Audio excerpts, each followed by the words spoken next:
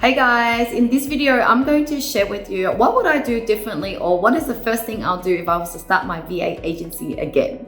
Now, for those who don't know me, I'm Lynn Podetti and I'm the founder of Outsourcing Angel, and I specialize in outsourcing. Whether you're starting a business with outsourcing, or you want to start your own outsourcing business, or you want to grow your own business with VAs, then this is a channel for you. Now, if I was to start all again, the number one thing I would do is I would niche. So I remember when I first started, I didn't know any better, and I was open to any type of recruitment.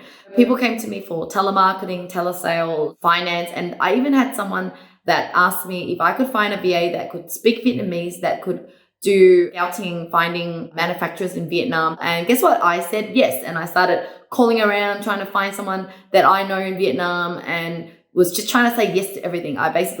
I said yes, and then I went to post the job up on Upwork to find someone in Vietnamese, and I negotiated the price. And then guess what? I wanted to make sure that I can do it. So I did all that work, and then I came back to the client, and the client actually even changed their mind. I've learned a lot nowadays where if you want to start anything, you should always ask for a deposit or ask for some commitment before you go and do the work. But look, at the end of the day, at that time, I kind of wasn't sure, but I was saying yes to this particular job, and didn't know what I was offering. I was offering anything. And so I would say to do a bit of homework on what you are really good at and what can you bundle in your service that is unique and special to other agencies. This is why I just launched a new business this year, and it is still using outsourcing staff. It's still putting outsourcing staff to use and then helping clients. But I niche in the YouTube marketing or video space. With this in mind, I'm actually thinking outside the box. Okay, what does the client really want? In order to help the client, I need to help them with the strategy, keyword research. I need to video edit. I need to do thumbnails, etc. With that deliverable, with that niche, I now can think of who I would recruit for this.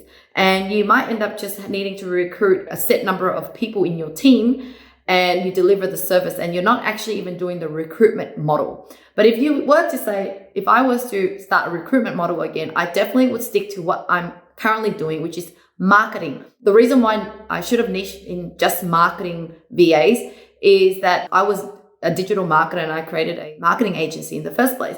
But then I was saying yes to finance roles. I was saying yes to Vietnam purchasing officer, right? And that's why if I was to do it again, I would clearly stick to the lane that I know.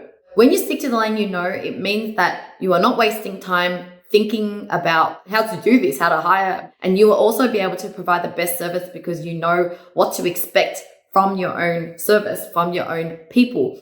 But if you don't know the area well, you're just hoping to hire someone and you're going to just listen to whatever they say. They said, yeah, I'm the best at this. And you're like, okay, that sounds like right. And you match it and you can't add any extra value to the client, then it's not going to be fun.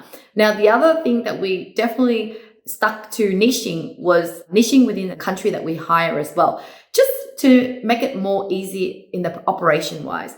Because if we were to start to recruit in Indonesia and Singapore and everything else, the salary range will be different, the culture will be different, and then it just creates a little bit of more complexity in our business. But if you run an agency model, not a recruitment model, I'm not talking about recruitment model, but if you run like my Dawn Media production service, which is a YouTube marketing service, you're hiring your own team and you're providing the service, then it doesn't matter where you hire as long as you add margin on it.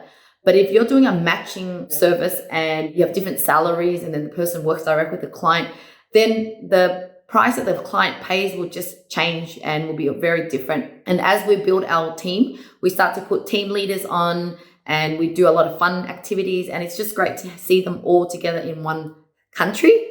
And that is why we like to kind of niche within Filipino VAs as well. Not to say that we will always be like that, but one day we might change. But if we were to start all again, I really think it's about being clear on who you serve. And another level of niching, if I could do it again, would be to find an industry you can really serve well. So for example, e-commerce was my first business that I started.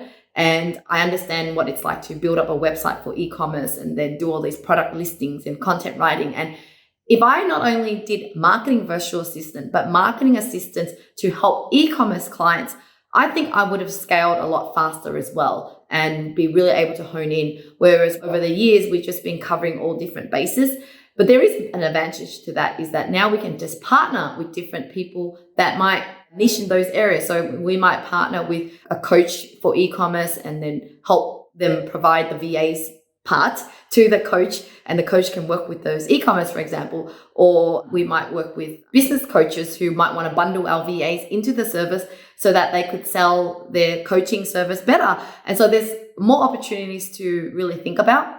That is our next stage of growth. It's really about niching in smaller ways, but with partners. And so I would say, like, for example, Dawn Media Production is our way of niching in a new industry, and this is YouTube marketing. I think the number one keyword for me is niche. If I was to do it again, if you're doing it right now, really think clearly about niching. So yeah, let me know if you have any questions around niching. I'd love to hear in the comments below, but if you have any other questions as well, I'd love to create content to help you guys. And yeah, check out all my resources in my description. I've got plenty there for you as well. But thank you so much for watching, and I look forward to seeing you in the next video.